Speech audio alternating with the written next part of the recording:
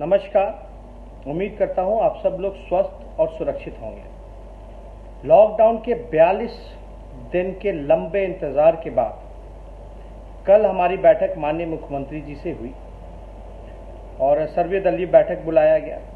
इसके लिए हम धन्यवाद देते हैं। और इस बैठक में हमने माननीय मुख्यमंत्री जी के सामने, बिहार सरकार के सामने कई सुझाव को रखने का काम किया।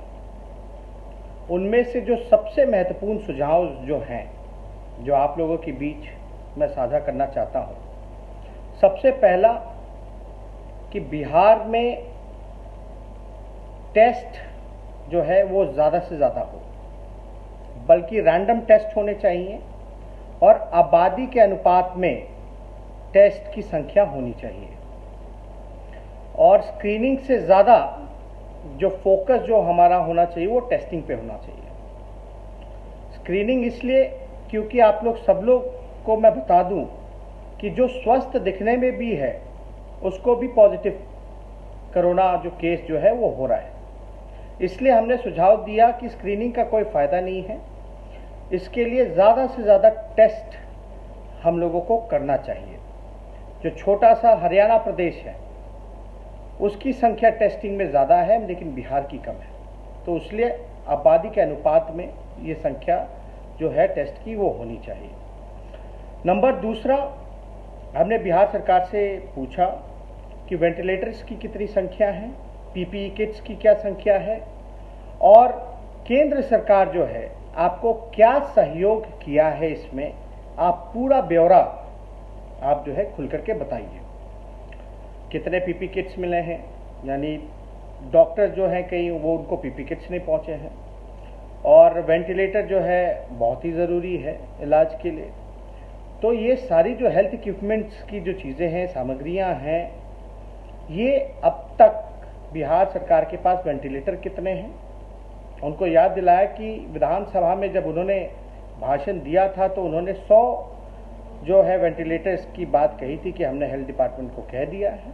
और हमने ये महत्वपूर्ण भी सुझाव दिया कि दूसरे राज्य जो हैं वेंटिलेटर जो हैं या और चीज़ें जो हैं हेल्थ से रिलेटेड वो डायरेक्ट खरीद रही हैं, तो बिहार सरकार भी खरीदे, जैसे छत्तीसगढ़ हो या केरल सरकार हो, ये डायरेक्ट ले ली। अब इसमें क्या उलझने हैं नहीं हैं, लेकिन बेहतर ये होगा। और साथ ही साथ हमने पूछा है कि केंद्र सरकार ने कितना सहयोग किया, आपको कितने वेंटिलेटर्स केंद्र सरकार ने दिए, पीपी किट्स कितने दिए, टेस्टिंग किट्स कितने उपलब्ध केंद्र सरकार ने कराने का काम किया। और हालांकि जो जवाब मिला उससे हम लोग संतुष्ट नहीं हैं और कोई ठोस इस पर कोई जवाब ही नहीं मिला कि कितने केंद्र सरकार ने क्या सहयोग किया। और हमने ये निवेदन की माननीय मुख्यमंत्री जी से कि और प्रदेश के मुख्यमंत्री जो हैं वो बाहर निकल रहे हैं, लोगों के बीच जा रहे हैं, आइसोलेशन सेंटर्स को देख रहे हैं। हेमंत सोरेन जी को हमने रेलवे स्टेशन के बाहर देखा। केरल के मुख्यमंत्री हों, बंगाल के मुख्यमंत्री हों या राजस्थान के मुख्यमंत्री, हर कोई जो है मुख्यमंत्रियों का एक्शन देख रहा है और खुल करके सामने आ रहे हैं, चुनौती को स्वीकार कर रहे हैं और कमियों को दूर कर रहे हैं। प्रेजेंटेशन हम लोगों के सामने रखा गया, हेल्थ डिपार्टमेंट ने रखा और आपदा के जो प्रबंधक जो अभी जो हेड जो लीड कर रहे हैं प्रतीक जी ने, उन्होंने प्रेजेंटेशन रखी। और इसलिए मुख्यमंत्री जी को हमने बोला क्योंकि जो प्रेजेंटेशन में जो आंकड़े जो दिखाए गए हैं उस पर हम लोग जो है ज़्यादा विश्वास हम नहीं करते। हमने सुझाव में भी बोला कि अधिकारी कुछ और कह रहे हैं और ज़मीन की जो रियलिटी है वो कुछ और है, हकीकत कुछ और है। इसलिए आप बाहर निकलिए, आप जो बैठक करते रहे हैं और जो फैसला जो भी लिया कि वो इम्प्लीमेंट हो भी रहा है कि नहीं हो रहा, या अधिकारी जो है आपके आंखों में धूल झोंकने का काम कर रहे हैं, गलत आंकड़ा दे रहे हैं। क्योंकि हमने कई बार ऐसा वीडियो देखने का काम किया है जिससे हम लोगों को शर्मिंदा होना पड़ा है और काफ़ी पीड़ा भी हुई है। ऐसे दर्दनाक वीडियोस भी हम लोगों ने देखा है और जिस तरीके से व्यवस्था होनी चाहिए थी वो व्यवस्था नहीं हो पाई है। और हमने एक और निवेदन किया कि जितने भी जनप्रतिनिधि हैं जो पब्लिक रिप्रेजेंटेटिव्स हैं, अगर उनका इस्तेमाल किया जाए तो ज़्यादा बेहतर होगा। इससे चेक एंड बैलेंस रहेगा। इससे अधिकारी कुछ और कहते हैं, लेकिन ग्राउंड की जो हकीकत है वो जनप्रतिनिधि ज़्यादा जानता है। विधायक उनकी जवाबदेही है और नैतिक जिम्मेदारी भी हम लोगों की बनती है, जितने भी पब्लिक रिप्रेजेंटेटिव हैं, कि लोगों के इस दुख में उनका सहयोग करें और ज़्यादा से ज़्यादा उनको मदद पहुंचाई जाए। क्योंकि अधिकारी जो है पूरी बात बताते हैं, नहीं बताते हैं, ग्राउंड रियलिटी क्या है। इसलिए जितने भी जनप्रतिनिधि हैं, खासतौर पे जो विधायक हैं, सांसद हैं, उनका भी इस्तेमाल किया जाए, देखभाल में लगाया जाए। और एक बहुत ही महत्वपूर्ण विषय जो हमने फेसबुक लाइव करके भी हमने आप लोगों से साझा किया था, एक MHA का एक नया गाइडलाइन आया है 3 मई का जो लेटर है, जिसमें भल्ला जी के ऑर्डर से निकला है कि जो बिहार के मजदूर हैं, जो घर जाना चाहते हैं, जो काम के सिलसिले से बाहर गए थे, मजदूरी करने गए थे, उनको वापस नहीं लाना है। तो हमने माननीय मुख्यमंत्री जी से कहा कि ये तो अन्याय है। जो बिहार के लोग, बिहार के मजदूर जो घर आना चाहते हैं, ये एक ऐसा गाइडलाइन है, इसमें जो है तुरंत किसी भी प्रकार से इस गाइडलाइन को जो है बदलवाया जाए। और आपकी तो बात सुशील मोदी जी कहते हैं कि भाई आपकी बात केंद्र मानता है, क्योंकि हमने देखा था कि पहले भी सुशील मोदी जी ने कहा था कि जब गाइडलाइन की, जब नियमों का हवाला दिया जा रहा था तो गाइडलाइन के बारे में बताया गया कि मुख्यमंत्री जी के कहने के बाद, सुझाव देने के बाद केंद्र ने माना है। तो उम्मीद करते हैं इसी प्रकार से कि ये गाइडलाइन में भी तब्दीली होगी और जो भी कन्याकुमारी से, कश्मीर से कन्याकुमारी जो भी हमारे भाई फंसे हैं, उनके लिए घर वापस आने के लिए, मजदूर जो गरीब हैं, एक राहत का काम जो है, उनके लिए राहत मिलेगी और उनको छूट मिलेगी। इसलिए हमने ये गाइडलाइन का भी हवाला दिया। साथ ही साथ हमने जो मजदूर भाई हैं, खासतौर पे जो किराया उनसे वसूला जा रहा है, इसमें भी हमने सुझाव दिया है कि राज्य सरकार जो है अपने तरीके पूरा जो खर्चा जो है, राज्य सरकार जो पूरा खर्चा जो है एडवांस में ही रेलवे को बुकिंग कर दे। और लगभग 12,000 ट्रेनें रेलवे के पास हैं पूरे भारत में। ज़्यादा से ज़्यादा ट्रेन एडवांस में बुकिंग करके उनको लाने का काम किया जाए। और रेलवे का गाइडलाइन भी हमने उनको दिखाया, लेकिन उस पर भी कोई जवाब नहीं मिला। कन्फ्यूजन जो है वो साफ तौर पे हर जगह दिख रहा था। तो हमने साफ तौर पे बोला है, अगर आप सक्षम नहीं हो तो हमारी पार्टी जो है तन मन धन से जो बल पड़ेगा हम लोगों से, जो हो पाएगा हम लोग करेंगे। पहले भी हमने 2000 बसेस की बात की थी या 50 ट्रेनें जो हैं वो देने की बात की थी।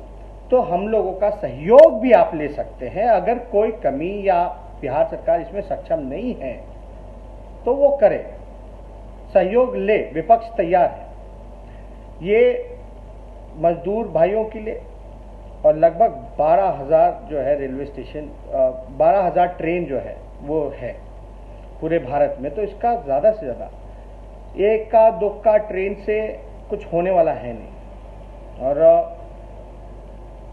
प्रकाश पर्व में अगर हम लोग पटना में प्रकाश पर्व में अगर केवल पटना में हम लोग अगर 2.5 लाख लोगों का मेहमान नवाजी, जितने श्रद्धालु आए थे, उनके लिए अलग से टेंट हाउस, खाने पीने की सुविधाएं, ट्रांसपोर्ट की सुविधाएं अगर हम लोग कर सकते हैं तो हमारे बिहार के जो गरीब मजदूर जो तकलीफ में है उनको ला करके कोई व्यवस्था हम यहाँ नहीं कर सकते हैं। तो हमने सुझाव दिया है, अगर जो प्रकाश पर्व में अगर श्रद्धालुओं के लिए हमने सिर्फ पटना जिले में अगर हमने व्यवस्था कराई 2.5 लाख लोगों का रहने का, खाने का, पीने का, शौचालय का, ट्रांसपोर्टेशन का, तो क्या हम अपने बिहार के ही लोगों पर बिहार का पैसा खर्च नहीं कर सकते?